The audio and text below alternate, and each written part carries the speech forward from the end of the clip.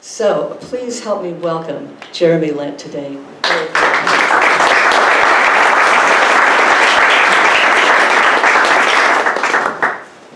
Well, thank you for that intro, Georgia, and thank you all for coming here today. And I know that for so many of you, coming here today is really this expression of your own commitment and to shaping, to helping to reshape culture, and that so many people in this room are doing amazing things to do just that. So hopefully this will be an exciting opportunity to interact with that and strengthen so much else that's going on around. And something I think we all know in this room is that really something has gone very wrong with our dominant culture. And it's not just climate change, of course, that we're all so aware of, but we're dealing with this multitude of terrible existential threats to our civilization. And yeah, the list just goes on, but things like deforestation and the sixth extinction of species, and what's going on in the oceans, like massive loss of fisheries, desertification, challenges of drinkable water. It's just a continual set of stuff that we're looking at. And then, at the same time, we're also aware that we're looking at the greatest inequality that's ever taken place in all of humanity, where at this point, the statistics are hard to even conceive, but the wealthiest 4 men in the world own as much wealth as the entire lower half of the world's population.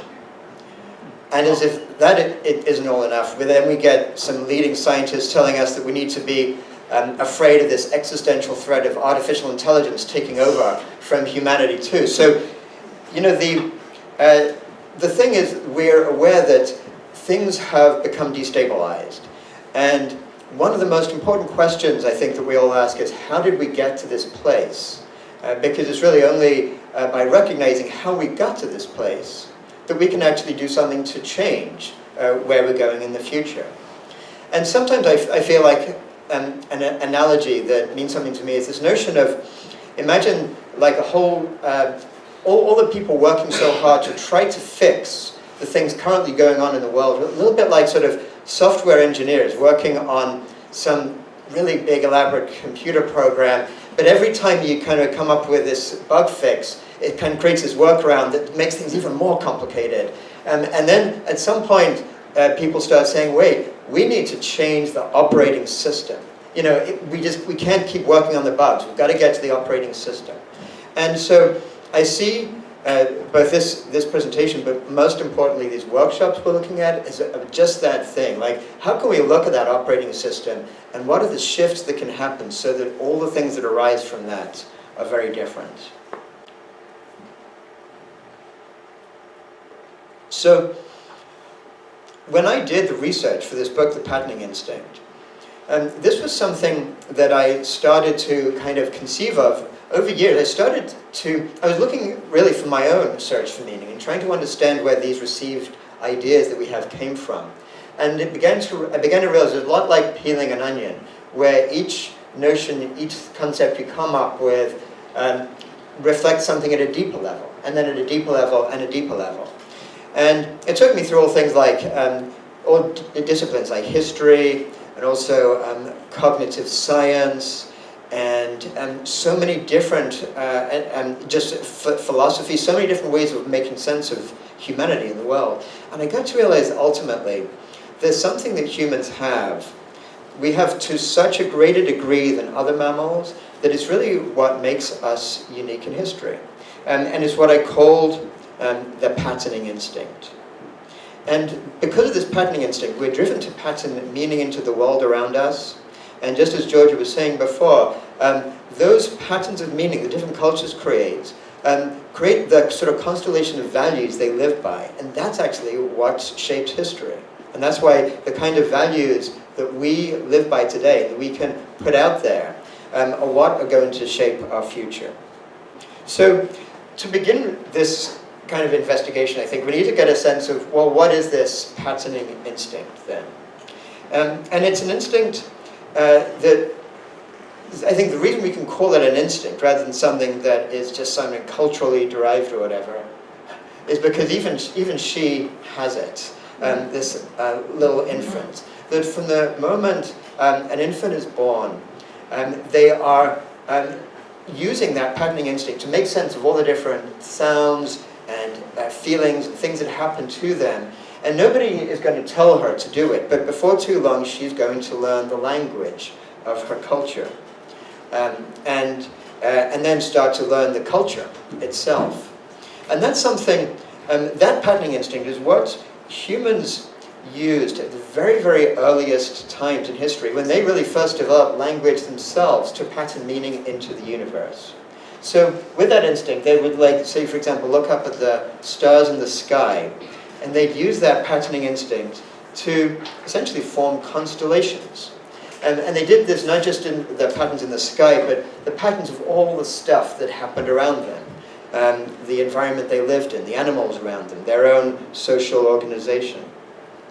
So I'm going to take us very briefly, at a very high level, through a little bit of the kind of story of the different patterns of meaning that different cultures through history have actually sort of settled on and have helped to shape history. So it begins with our hunter-gatherer ancestors. And we spent about 95% of human history as nomadic hunter-gatherers.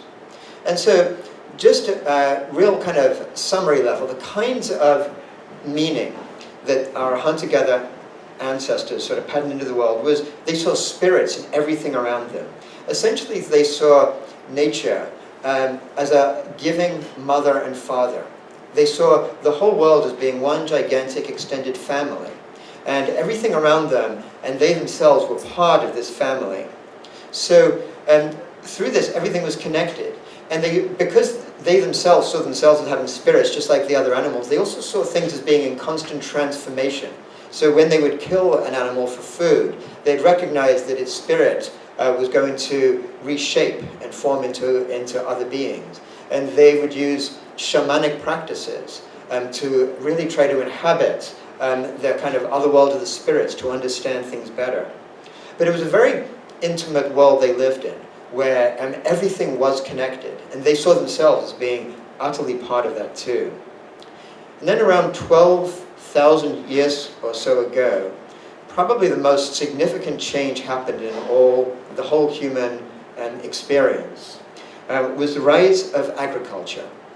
And I like to use this image of the fence as something that's kind of iconic of that change, because with the rise of agriculture, it's all about separations that come into the human reality that hadn't been there before. So one thing the fence did, of course, was there was a separation between humans cultivating the land and the sort of wild world out there past the fence. And equally along with that came separations between one human's work and the other, even in the same community, separations. And so with agriculture, you get, even before agriculture in a sense, and perhaps the most defining aspect of it is what they call sedentism, which is humans settling in one place.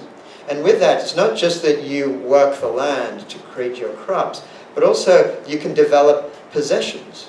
When you're a hunter-gatherer nomad, possessions don't mean anything. They're actually a negative. If you can't carry it with you, why the hell do you want it? But once you begin to settle, if you are particularly lucky or you work hard and you develop more crops that year, you want to keep them for yourself and your own family for the next year, so you need storage. And then inequalities develop. Along with that, hierarchies develop, specializations develop. And with these hierarchies, we begin this development of people who begin to have wealth, want to maintain it. So really, a sense of anxiety enters into the human experience that hadn't been there before. And we see that in the way that humans then made sense of the cosmos itself. So we see this kind of core metaphor of meaning, if you will, the core pattern of meaning of being like the sort of hierarchy of the gods. That as humans realized that they had to pay obeisance to the local chieftain, who himself had to then pay homage to whoever was the king of the area. So similarly, in the way that humans related to the world, there was this like distrust of nature, and this sense that you'd better sacrifice to the gods if you wanted to get your way, and you'd have to have these rituals and tell the gods just how wonderful they were, through prayer, to kind of essentially flatter them so that they would treat you well. So this whole way of being in the world developed all around the world. This is a sort of pattern of meaning we see everywhere, basically, where agriculture begins or where agrarian civilizations develop, whether it's Aztec and Inca civilizations in the Americas, Mesopotamia, Egypt, India, and China. And my book actually focuses a lot on Chinese civilization, because while China also began its agrarian civilization with a similar sense of this kind of hierarchy of the gods, they began to develop a very sophisticated way of making sense of the world using almost the same shamanic notion of everything being connected. But as they began to make sense of the connections, they developed this kind of systematic understanding of so some of you may recognize some of these symbols, a notion of how all the complex things of the world show themselves, manifest themselves as part of what they call the Tao, or like the way of the natural world. And they saw that yin-yang symbol in the middle. They saw the waves of how things interact as being incredibly important to understand. And these are some of the symbols of the I Ching, which is a great classic of early Chinese civilization, which literally means the book of changes. Because what they were interested in is recognizing that everything was always changing in the world, everything was connected in the world, and how do they harmonize with that? So they formed a kind of a root metaphor of reality that I call in my book the harmonic web of life. And you sort of get that sense if you're walking in the forest and you come across this kind of web on a tree, you know that just one little drop of water or just one little leaf touching that web will cause these reverberations, these kind of harmonic reverberations throughout the whole web. And similarly, the Chinese saw themselves in their lives, in their communities, as existing in that way in the natural world. And therefore, the whole aim of existence was to try to find out how you can harmonize with that web, so that the things you did were the most skillful and didn't cause too much disruption. So these were how different cultures made sense of the world, still using the same sense of connectedness of all things in one way or another, with one exception in history, which is one that I spent a lot of my time just looking at in the book, and one that we're all very familiar with, because it arose with the ancient Greeks, and then formed the structure of thought of Europe, which has really now become the sort of globalized predominant way of thought. And it began really, as I said, back there about 2,500 years ago with the ancient Greeks. And what was so unique about the way that they made sense of the world was something that is known as dualism, a sense of the cosmos as being fundamentally split, where there's some sort of good in a different dimension, an eternal, unchanging set of goodness somewhere up in a different place, in the world was more like this polluted, changeable thing that you tried to sort of get out of to some degree if you could. And in this picture, and you actually see Plato with his finger pointed up to the heavens, because he's saying that's the source of all goodness. And it was actually Aristotle is the guy next to him, younger, who's kind of saying, well, actually we need to kind of look at things a little bit more in a kind of worldly place, because Aristotle was more focused on actually looking at things from a systems point of view. But something that they both shared was this belief in reason as the foundation of the universe. So Plato had this notion of some sort of eternal mind that created the earth and everything around it. And Aristotle felt that you could use reason to establish systematic laws of logic to make sense of things. And along with that came this kind of deification of reason. And what they saw is that humanity, or in their patriarchal world, man, as they would say, was connected with transcendence and with eternity through his reason. And that led to this kind of division between mind and body, and led to this kind of conflict between the two, or between the soul and the body, where the body was seen as like the prison or the tomb of the soul. And this was the kind of structure of thought that led to early Christianity. And in fact, the early church fathers interpreted, and they used these Greek ideas to sort of come up with the first systematic cosmology, really, of Christianity. And what you see in the first millennium of Christianity is something developing that I call Christian rationalism, which is this kind of fusion of this kind of Platonic way of making sense of things with this idea of a God, whereby somehow by perceiving the truth through reason, they had this belief that man could arrive at a kind of a glimpse of God's mind, if you will. And I love this picture because it kind of shows exactly this idea. This is actually Kepler's idea of how the different planets orbited the sun. And because he was so convinced of this idea that God was this kind of perfect geometrician, he figured that every orbit had to follow the trajectory of a perfect geometric shape. So there was a circle within a triangle, within a cube, and that was his idea. It had to be that way because that's how the universe was created. And what's so astonishing is that this way of thinking has pervaded scientific and Western thought through to the present day. So that if you actually read Stephen Hawking's theory of everything, one of the greatest minds in today's world, he ends up saying about how if we discover this theory of everything, he writes at the end of his book, it would be the ultimate triumph of human reason, for then we would know the mind of God. So right there, this powerful idea, which has caused so many amazing things, has stayed through from those earliest days. And that's given us so many things that we can be so grateful for. It's given us the knowledge of science, which has given us all the wonders of technology that we all love and use so much. But it's also had almost like a darker side, if you will. So that's kind of really only half the picture. Because along with these ideas came this notion of, if we have this transcendent God who has created the universe, then the universe itself becomes somewhat desacralized. And that led to this idea, a core metaphor of Western thinking of nature as a machine. And you see that even in medieval times. This is another amazing picture of an image of God creating the earth. And he does it with this compass because, again, God is this perfect geometer. And so part of that is this notion of geometry, but part of that is the earth itself is this machine. This thing has been constructed.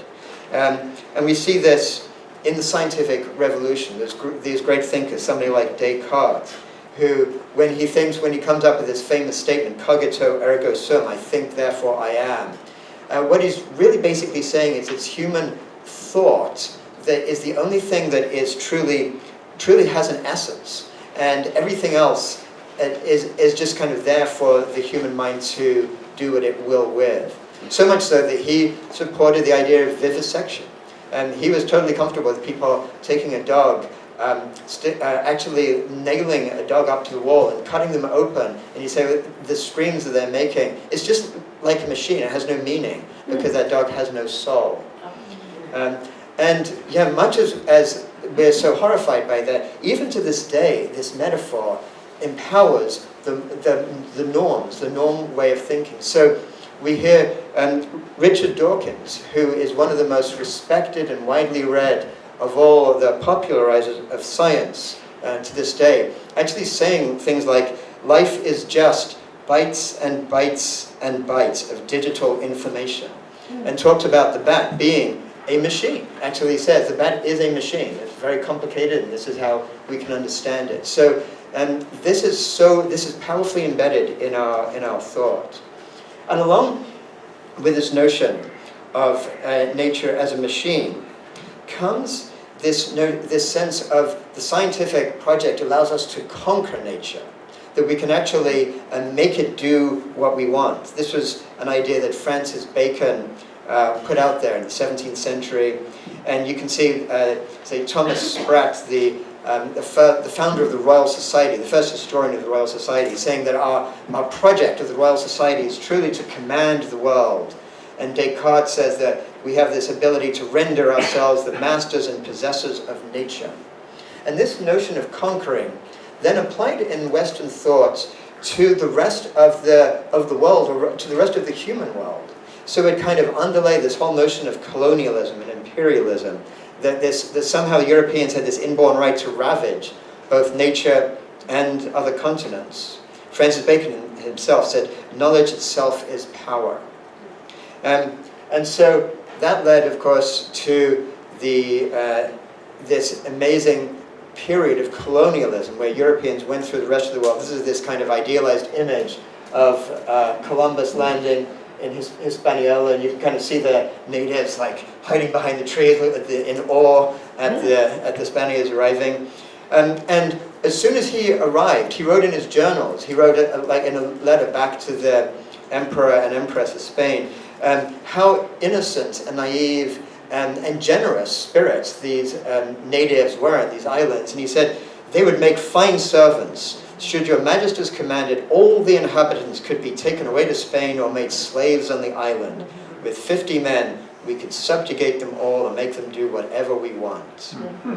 And they did just that. And you see in Potosi, Bolivia, 8 million people were enslaved and forced to mine the greatest mountain of silver the world had ever seen over generations, maybe the greatest Holocaust ever in human history in one place.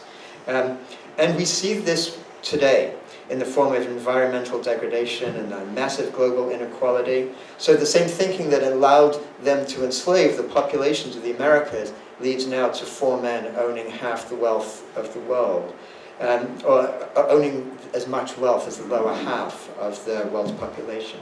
And you see this notion of exploitation in fracking, tar sands extraction, deforestation, leading to this kind of image of what's going on in Canada right now.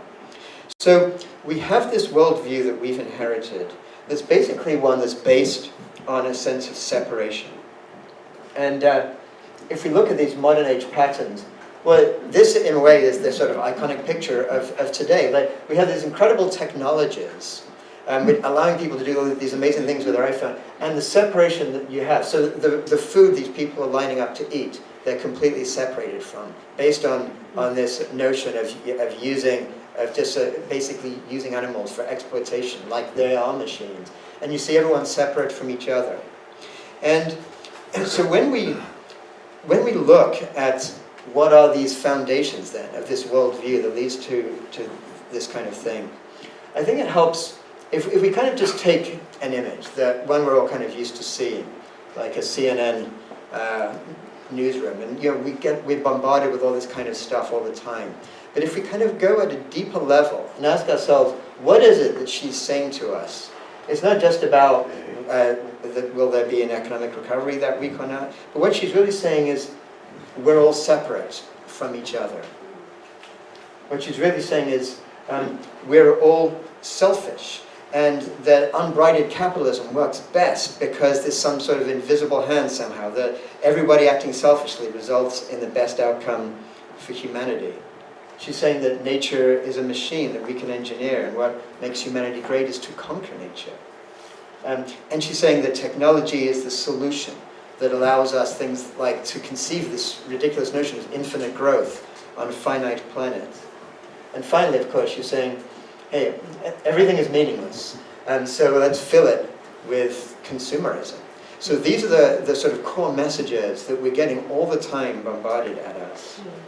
And it's through this underlying worldview, this operating system, is what is going to lead either to a total collapse of civilization, or and this is what I think some of the affluent who look at what's going on and maybe secretly hope for, because they know that it's not sustainable, some sort of split, where the affluent few get to barricade themselves and live this life in plenty, when the vast bulk of people are dealing with the devastation of climate change and everything else that's going on around. And these are the things that none of us here want to accept, and why we're trying to shift where we're going. And one of the important ways we can explore doing this is through the notion of replacing this kind of deep system, this deep separate kind of notion of the world, with more of a systems-connected understanding of the world. So, modern systems thinking, in fact, and this is just an image of like sort of mapping out a cell using molecular biology, is so much more connected with what we saw in some of these other traditional cultures, like the traditional Chinese way of looking at our connections, or the indigenous way of seeing how we're all connected. Just again, like that web of life, it allows us to recognize that through being connected with each other, we can kind of lead to a different set of patterns, which can lead us to really establishing new metaphors of meaning that can lead ultimately civilization to a different direction. So I want to spend the last few minutes of my talking to explore a little bit, what does it mean to kind of shift those patterns? And if we go back to that first thing I was kind of looking at, how early humans would look up at the stars and form constellations through the patterning instinct. Well, we see that when we think about what it means to make patterns, one of the things we recognize is that we both fit certain things into that pattern, and by doing that we also exclude other things from that pattern. That's part of what a pattern is about. So one way of looking at it is like, just spend a moment looking at this kind of patterning of just black and white and grey dots. And obviously the first thing we do is we make a pattern out of it, right? And then here is the same dots, but now in color. And the patterns, might have some similarity, but they're different too, right, when we see in color. So this is just one way of looking at how when we use a different lens to look at the same underlying reality, we can make different patterns than we saw before. And I want to share with you one amazing test that got done way back in 1930. That looks at how we actually can use language, or how we do as humans use language, to put patterns of meaning into what is otherwise the ambiguous nature of reality. So in this amazing study, they gave a group of people these ambiguous shapes to just take a look at. And they divided the people in the study into two groups. And one group, they gave a set of words to go along with these shapes. So we have comes with a bottle all the way down to a gun towards the end, etc. To the other group, they gave different words to associate with the same ambiguous shapes. So a stirrup rather than a bottle, or a broom rather than a gun, all these things today. So then they gave some cognitive challenges to these people, made it a little bit difficult for them, and then asked them to remember what were those original shapes that they saw. And so, lo and behold, the people who were given these words on the left remembered those ambiguous shapes with these kind of things. So when they knew it was a bottle, so they drew what they remembered as a bottle. They knew it was a gun, so they drew it as a gun. And these other people who were given these other words came up with this memory of what those shapes were. So the ones who were told that shape was a stirrup, they remembered a stirrup. And the ones who were told that shape was a gun down below, they remembered it was a broom, not a gun. They remembered a broom. So I think that's such a powerful way of seeing how the actual frames we put on things, the lenses and the actual conceptual frames, actually cause us to make sense of reality in one way or another way. That's why the ways in which we shape meaning is so important for everything that we do. So I'm going to then take us through one more step in this, and then with the few minutes we have left, hopefully we'll have time for a little bit of Q&A. What we're going to be doing in this workshop after the break, one of the things we're going to do is to explore what I call meaning maps. So if we take an actual ambiguous concept, like nature, through meaning mapping, we can look at the ways in which, by putting different frames on it, we can come up with a sort of a dualistic or mainstream or an integrative or new story approach to that ambiguous concept. So with nature, for example, well, our dualistic mainstream way of looking at nature is it's a resource, it's a value that can be measured. Humans should dominate and control it. It's a machine we should engineer. An integrative or a new story of nature would be, it's a source of life. We are nature. It's beauty, harmony, wisdom. It's a teacher. It's fractally connected. It's Gaia. It's like this living organism. And we can look at the way these ideas have arisen historically. So we can look at how the dualistic mainstream ways of making sense came from these historical backgrounds, the Greek dualism, monotheism, Descartes, Bacon, etc. And we can look at how that integrative new story also has its history, a different kind of history, from early hunter-gatherers, seeing everything as being connected, through we see traditional Chinese thought leading to this kind of integrative way of making sense. We can also look at how these things, what are the entailments of these ways of seeing things? What are the outcomes? So there's positive outcomes to this dualistic way of seeing nature, such as scientific knowledge, medical progress, better means of communication. And of course, everyone in this room is familiar with some of the negative outcomes. The fossil fuel economy, environmental degradation, people talking about geoengineering for climate change, the sixth extinction, the unsustainable future. And of course, this integrative new story way of looking at things also offers different possibilities. So coming out of this way of seeing nature, there's possibilities like biomimicry, a philosophy of deep ecology, and wonderful approaches like permaculture, regenerative agriculture, and new ideas like intrinsic rights of nature, or identifying a crime of ecocide. And these are the potentials for a sustainable future that can come from this other frame.